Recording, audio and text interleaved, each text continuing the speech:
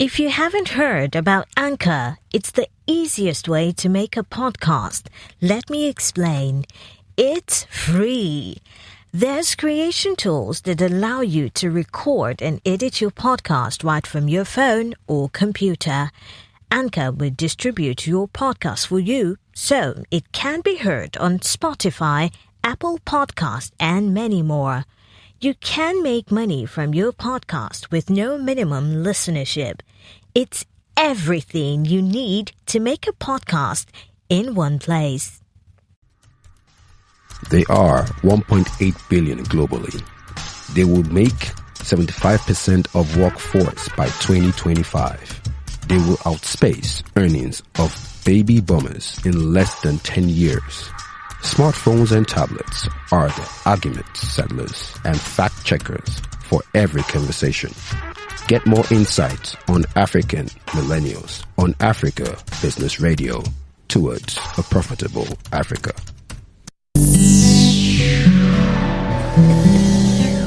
That's cool on the beat.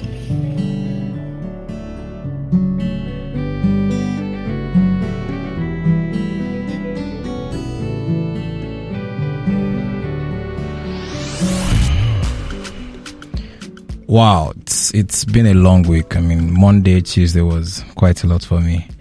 But I'm happy it's Wednesday. Thank God it's Wednesday. TGIW. I don't know what that means. I might invent something new. Alright, it's me again, Tomi Wale. I'm not sure you guys are tired of me yet. You can't even be tired of me. Anyways, you have a very, very, very, very long route to go.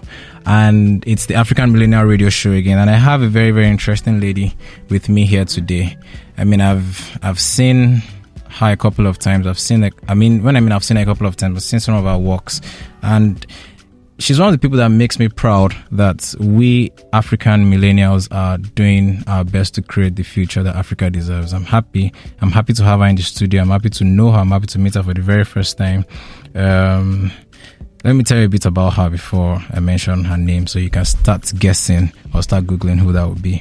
So she's an award-winning broadcast journalist and TV presenter. She's currently the co-host of two of the biggest shows on television. Okay, I have to mention that. You might guess who she is. Do you guys know about moments alongside Toke, Makinwa, and Bolanle, Olukanni and the VVIP events on Ebonylifetv? Okay, you might be guessing who that is already.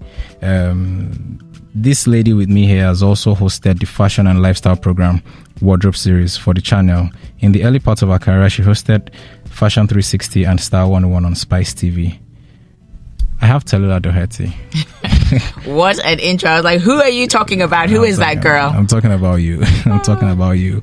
All right. Thank you for coming on the African Millennial Radio Show. It's a pleasure. Everybody, I'm sure my folks in Ghana are wondering, okay, Tomi has been bringing interesting people on. We've had Similar Wayne, we've had Toye Badmos, we've had Barakintunde Johnson, we've had interesting folks who have come and then given their insights from very, very intelligent perspectives on the show. So I'm sure people are really waiting to hear from Tallulah today. Oh, well, I have a lot to say. I'm very opinionated. So. Okay. So should I wear a helmet or something in case I throw something like, what Tom is he talking about? No, right. I'm unshockable, so I'm ready. You're what? Unshockable. Can't be shocked.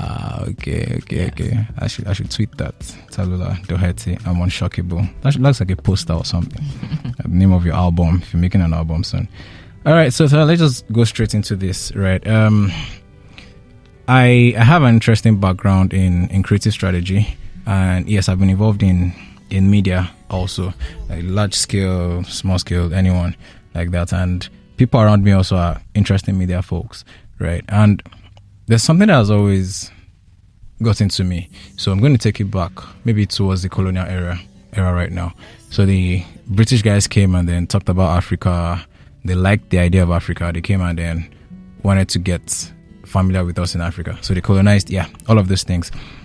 But the way media has now been, according to how we were thought, I believe, is if it's not bad news, it's not news. You get what I'm saying? Mm-hmm. Now, the folks in media have now taken that as what should be, that to get people's attention, you always have to do bad news. Now, I was talking with a friend of mine. She's consulted for the United States government on, what I call it, digital marketing now. on marketing the United States to the world, so the online thing. And she was telling me about the amount of money that the United States deliberately puts right in media to talk about how the country, the good side of the country. Okay. Right, of course, everybody has the good, bad, and ugly side. Course, but then you never, even if Chicago, they say, has a very high rate of killings, you never see that in the news. You know. Now, I look at that and I'm like, okay, what's up with us here? Right? Why are we like that? Now, from your perspective as a media professional, right? What are your thoughts on these things, though? Okay, so I have to, after listening to everything you said, the first thing that comes to mind is that the media is a business, right? Right. So especially when you talk about online media, like blogs and even pages on social media, people pay those pages for adverts. So the more eyeballs they have, the more money they can charge for their adverts. Yeah. So obviously, sensationalist things are the things that are going to get people's attention a lot more. Like yesterday, there was a story about a bank in Ikoyi being robbed, and about maybe like 20 people sent that to me. Do you know what I mean? I don't know if there's any charitable thing happening yesterday. I didn't hear about it. Hear about that. It was so that one. Yeah, it was the bad news. And I think it's just a function of how life is. When we hear about something dramatic or something, almost out there, that's what our attention is more grabbed by than maybe like someone's opening a new hospital or something. And I remember like the other day it was DJ Kapi. She'd done the gala and I think she'd raised 5.1 billion naira, they said. And so she'd put it on her page and everyone was just, happy birthday, Kapi, happy birthday. I'm like, you're not going to say congratulations. On that. A few people had said congratulations, but most of it was just like, oh, it's your birthday, happy birthday, just sort of celebrating her, which was great. But I just thought, why don't we also acknowledge this thing that she's done? If it's like she's dating a footballer or something, you know what I mean? People will be a lot more interested. So I don't know. I think it's human nature. So do you think? I don't blame us. So human nature, though, I don't know. Do you think it's some sort of a conditioning? Looking at what I talked about how the United States, for example, is very, very deliberate about the good news, and then how maybe the British guys told us how news should be. I don't know. Do you think it's some sort of a conditioning? Do you think that thing can be reconditioned in Nigeria? I think so. I don't know. Okay, what about in Ghana? Maybe in Ghana. I think there's more hope for it being reconditioned in Ghana than in Nigeria. Sorry to say, because I'm a proud Nigerian. But that's fine. Okay, so you're not sure about that for now? No, and also I just want to take you up on the point you made that in the US, of course, they do a lot of marketing and about, land of the free and all the rest of it. But the truth is that when you actually watch US news, there's a lot of negative stuff, the stuff about the racism in terms of police, targeting black youth, even like now with Trump being in power, so I think, that you can be deliberate to an extent, but it doesn't mean that you're, in the day of social media, you cannot have any picture perfect civilization. You know what I mean? If anything is happening, people are going to tweet about it. People are going to put it on YouTube, and it's going to come out. So as much as they can do PR, we're in 2019. Social media is king. So okay, cool. Now from this though, so as a brand consultant, what I also try to do is, a new business comes to me, there's this new idea, hey, Tomi, get up, we need you guys to work on this thing for us. What I try to do is I try to create a very, very, very, very attractive picture of the business. So it puts pressure on the operations of the business, so that when people see it, they're expecting so much, right? And the guys now have to deliver to that quality, right? Yes. How do you think? So there are so many things. I saw the budget recently, federal government, and then, I saw education having a very, very tiny percentage, and then other things having the huge percentage, like roads, whatever. Now, what do you think media can do, right, to influence an economic growth of a space? I think, someone who works in the media, what the media can do is to show Nigeria in the best possible light. And I think as Nigerians, when we are more proud of our country, we'll rise up to sort of make sure that image is sustained in the minds of, foreigners, visitors, and people around the world. So I think the media I think the media is doing it already. I think I'm really proud of Nigerian media, actually. I think that we definitely want to promote our country in the best way possible. But at the same time, like you said, if we don't have the support of the government, there's only so much media can do. There's only so much you can shine a pile of bleep. I don't want to, say the word. But, we need to actually, I think Nigeria could be an amazing tourist destination. Okay. Obviously, we have issues with, safety as a Nigerian. I'm even scared to travel by road because of kidnapping. This year, I know about 2 or 3 people who I know, directly who've been kidnapped. I have a story I'd like to share. I'm listening. Okay. About the road thing. Yeah, I can't wait to hear a story. So, if us Nigerians are freed, that when we go by road, we're going to go and do night vigil, that God will let us reach our destination. How can we expect foreigners to come and visit all, the beautiful destinations that we have in this country? So I think it's as basic as that. And I think it does go back to government. Obviously, the media, can, put across a great image, but it's like, seeing a package holiday online. Okay. Let's say go to Rwanda for 300k, and you're like, this looks nice, everything, and then you go and it's shit. You're like, what was that? Of course, word of mouth, you'll come back and you'll be like, you guys don't go there. It's horrible. You know what I mean? So I think the media has a part to play, but the government has a part to play as well. So let me that thing about traveling by road. So September, I think late September or early October, I got an invite from the Oni of Ife. He's hearing about things that Get Up Inkers were doing. So we're supposed to go. He sent a truck, a Tundra, to come pick us up. And then 3 Brazilians were coming also with us. Now, these guys speak plain Portuguese. The only English they understand is maybe just thank you. Now, they got into Lagos around 11 p.m., right? And then we now started moving. So they came to pick me up. I waited for them in Ikeja. And they came to pick me up. And then we now moved Lagos Ibadan. Now, on our way, the car developed a fault. Wow. Lagos Ibadan around 1:30 a.m. Wow. Now, Lagos Ibadan during the day, I could be scared. Now, 1:30 a.m. with 3 Caucasians. Wow. Right. Who don't speak. Now, of course, there were different trailer guys and everything around us. We're just there. Now, these white guys insisted that we switched on the lights of the car because they wanted to see. Okay. At some point, the older man, the white one, the 65-year-old Brazilian, said he wanted to get down to take a stroll.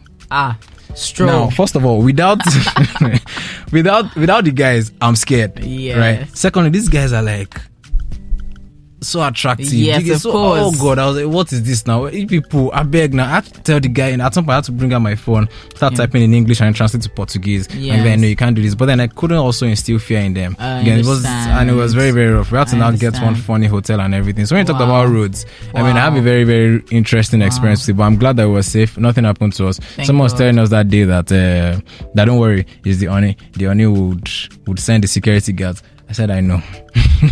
I beg, nobody sure. But that's cool. I get that point though. Wow. I attended the Creative Loans Forum organized by Access Bank with the entertainment guys. So we had Lele, we had Sheson, we had the Banjo, Chocolate City guys and everything at Access Bank's headquarters. And they were talking about this loan, about how the federal government is ready to back the creative sector and everything. Now, someone raised the point, same brother again, raised the point, and he said that, first of all, the issue of security needs to be taken care of. Yes. Right? Yes. Before you can even think of maybe sponsoring anything you want to sponsor. So he said, for example, Wizkid has a lot of fans in the North. Right? Okay. But then Wizkid won't go to the stadium in Kano and fill it up with people and say he wants to do a show without thinking of security. Of course. Do you get what I'm saying? Yes, of course. So like you said, we can, as media guys, can try to do some things, right? But then if the government is not at least providing the basic things, you're very, very, very, very, very correct with that. So the next thing I want to ask also is, during the mid 2000s, right? Of course, everybody used to gather around Super Story at 9 o'clock. So it was a big thing. So watch Super Story and everything. And then little by little, phones started coming up. So the phones with attached camera, then phones with camera. Then Facebook started on desktop. Then apps started. And everybody went on their phones. Yes. Right. So the attention from TV now went into phones. Yes. Right. I was having a conversation with Jimmy Jatt recently, and he was talking about the different levels of progress of how music content has been distributed, starting like 30 years. He gave a 3-decade spectrum. So he said there was a time that you only had cassettes, right? And then even the radio stations won't play you, right? And then, independent radio stations came around, and then people could have their radio stations to get themselves. So that was what the Kenny's Music guys started. So they could now promote their own content, right? They had everything. Then the government gave a policy that 70% indigenous content across the platform. So there was more demand on creativity or the media, music this time around. So people started doing all of that. Now, it moved on to, but even all those were happening, you couldn't just DJ Nigerian songs at the party. So CDs came, and then you could now start DJing. So it was now 50-50 Western, 50 Niger. Then that's moved on. Then I started having things on internet. So fast forward today, you don't even need to take your song to a radio station. You can just put it on Apple or Spotify or Deezer, and then you're making money off it. So look at that now. Media or the publishing strength was with some people, and they had to be at their mercy. Yes. Now you've come all the way to where you are right now, and then you have the power of the media in your hands. That's right. Same way boys just sprung up from Instagram and then just started controlling the narrative of what funny should be, right? Or influencing should be, right? You have Lasisi and everything. Yeah. If the government is doing what they are doing, and we have the power on our phones to get things done, I know you are not the type of media person that just promotes dirty things. Do you get what I'm saying? From who you are, right?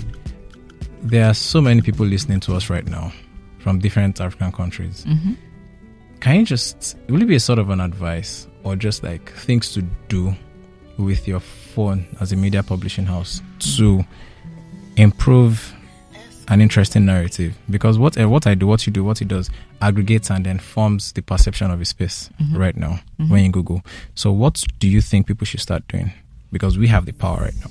Yeah, no, I love that question. I think that it's so, I think it's so encouraging to think of that trajectory, like you said, from the power being mainly with a few and people having to sort of beg and, look for their favor, to now knowing that with your phone, you can even make a movie with your phone. Do you know what I mean? You can do anything. The technology is there and across all price ranges. You don't have to have an iPhone. You can just have a nice smartphone and you can create your content. With respect to what you said, it reminds me of why I started making content on YouTube, although I'm not really as consistent as I should be. Don't worry. You have a YouTube page. Yes, I have a YouTube page. Thank God. Please follow me, Tallulah Glossy. Sorry, can you say that again? Tallulah, that's my name. Glossy, as in like glossy. All right, please subscribe to that YouTube page and enjoy the content. Thank you so much. So what I think we can do to change the narrative is what someone like CCME does, which is just like, we are here living our everyday life. We get up in the morning, we have interests, we hang out with our friends, we go to the office, go for dinner, we chill with our friends. Why don't we show that, people in the diaspora outside Africa, us Africans, we're just like you? Do you know what I mean? Yeah, exactly. We have issues, we have struggles, power, NEPA, like infrastructural things. But at the end of the day, we still live the best lives that we can. We're still striving towards our goals. We wake up, we have our loved ones, we still try to, there's still not enough hours in a day, so we're still trying to squeeze everything in. But I think because when I grew up in the UK, as you can probably tell, and when I go there and I'm like, you're still in Nigeria, what are you still doing then? I'm like, I love living in Nigeria, it's amazing. I like do a job I love, I have fantastic friends and family, and it's actually really fun. There's things that we do, like we have amazing weather, we can go to the beach all the time. In Nigeria, I love the fact that a lot of people are so entrepreneurial. Very few people have just one job. I'm sure you have a side hustle, you do this, you do that, you know what I mean? And I think that is one of the benefits of our environment, the fact that it's not as rigid as other places. So even if you do have a 9-to-5, you're still able to stretch yourself in other ways. And I think, we just need to tell our own individual stories, and that will show that collectively we're actually more alike than we are different. That's what I think. Right. So you are placing a lot of emphasis on just tell your story, right? That's what the CEO magazine, that's the idea of it. It's, we don't have stories from Africa. So you want to start a business, you have to read a book from somewhere and everything. And I remember taking a diploma in digital marketing in 2013, and everything I learned was, even the certificate was CIM UK, and I'm in Lagos. Do you understand? It was different. Yeah, but actually you do have digital marketing places. I've done a digital marketing course. It's at Wale Fusion, so I'm not... Yeah. Of course, Wale Fusion started... In fact, they also use the Nigerian Millennial Report in teaching. So they're using indigenous data. But I'm just trying to say, then it was just something from the outside. I understand. And then using it. So if we are telling our own stories, right, we can have things that other people can start referencing. Yes. Right? So it's just authentic to us. Definitely. There's no light. Right, and then you need to send something. Now you forgot to buy fuel, and then you now have to, and then light now goes. Yes. Then that looks like you're incompetent. Yes. Do you get? But then you are not actually. No. If there was that sort of a thing. So I understand. we need to tell our stories a lot. I like that. Okay, let's have a short break now, and then we're back in a bit. Awesome.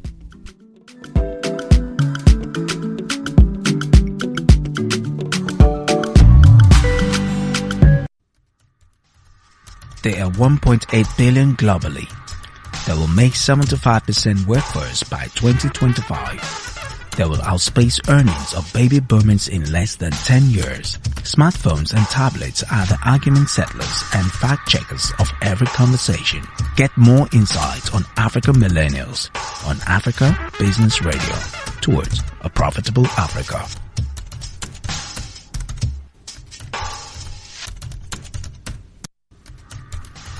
They are 1.8 billion globally. They will make 75% of workforce by 2025. They will outspace earnings of baby boomers in less than 10 years. Smartphones and tablets are the argument settlers and fact checkers for every conversation. Get more insights on African Millennials on Africa Business Radio, towards a profitable Africa.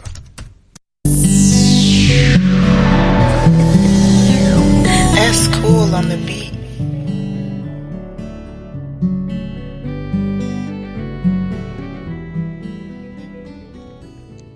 All right, welcome back. I mean, it's been an interesting afternoon so far with Tallulah. Thank you once again for coming. Oh, thanks for having me. It's been really nice. You're welcome. So there's this thing that really boggled my mind in 2018, or let's say started from 2017, where the Russell brothers, Marvel, talked about Black Panther coming out, and everybody was happy. I was like, there was bleed though, but okay.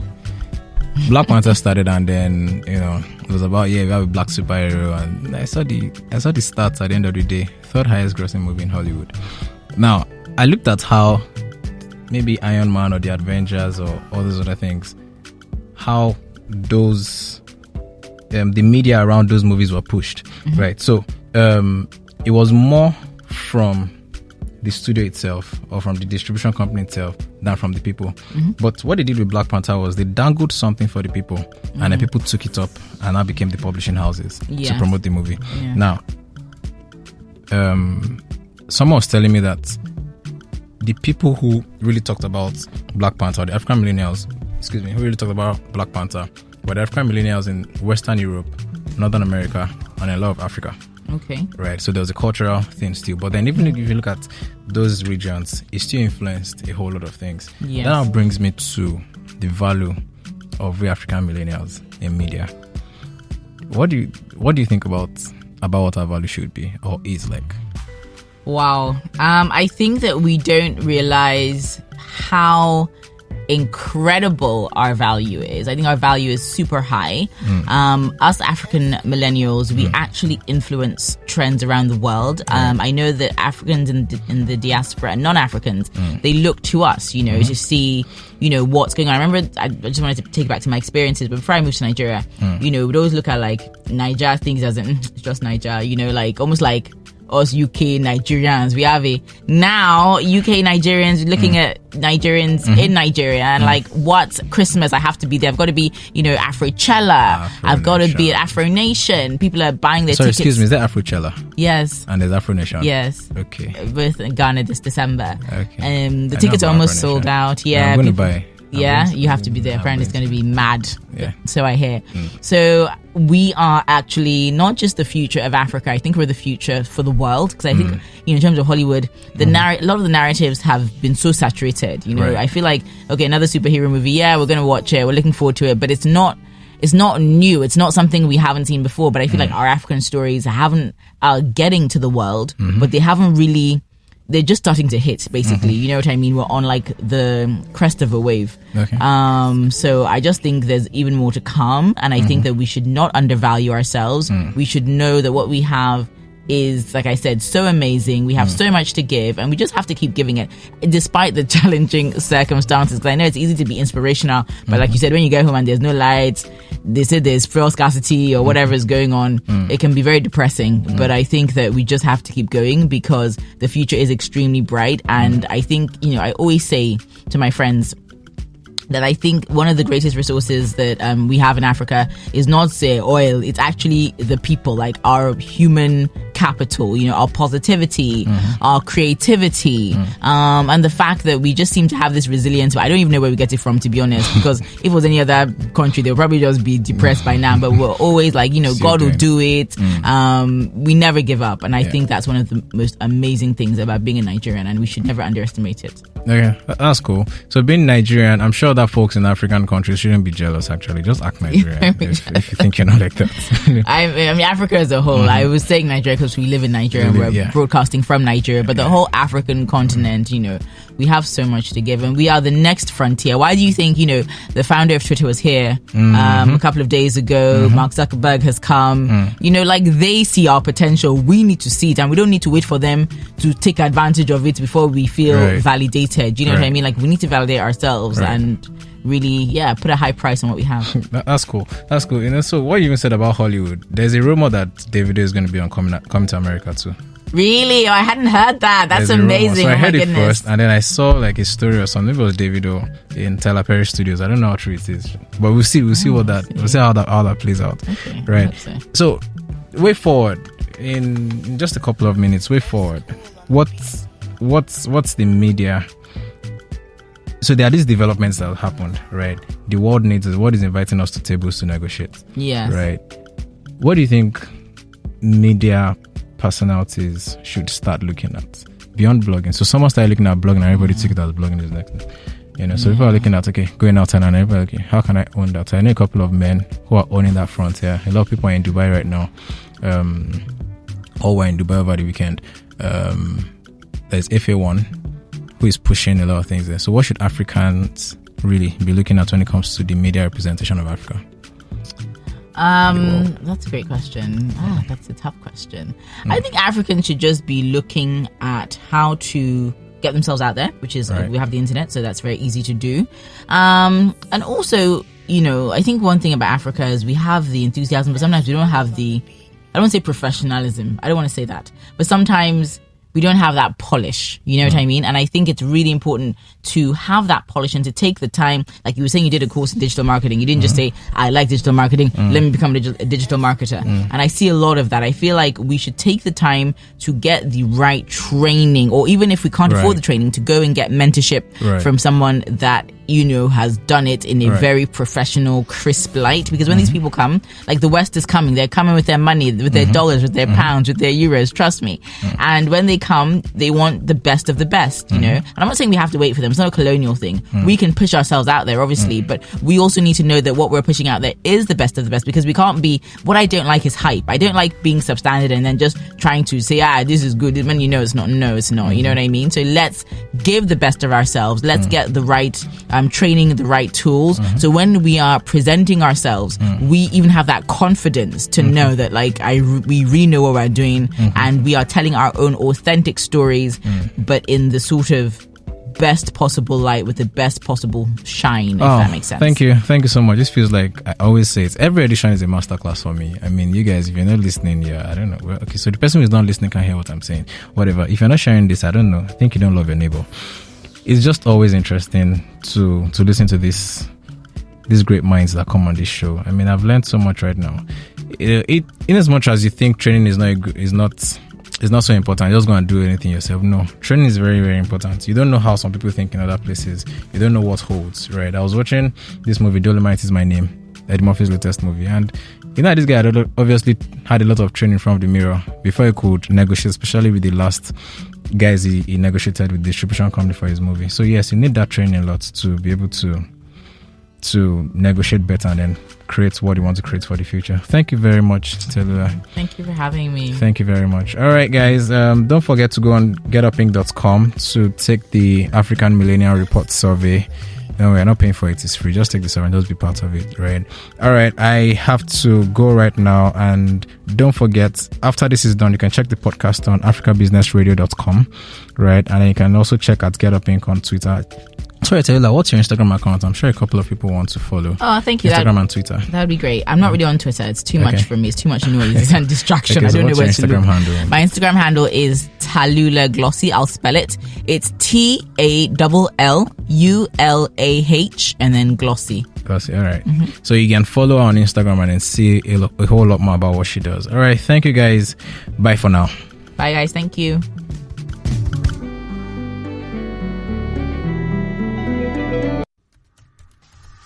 There are 1.8 billion globally.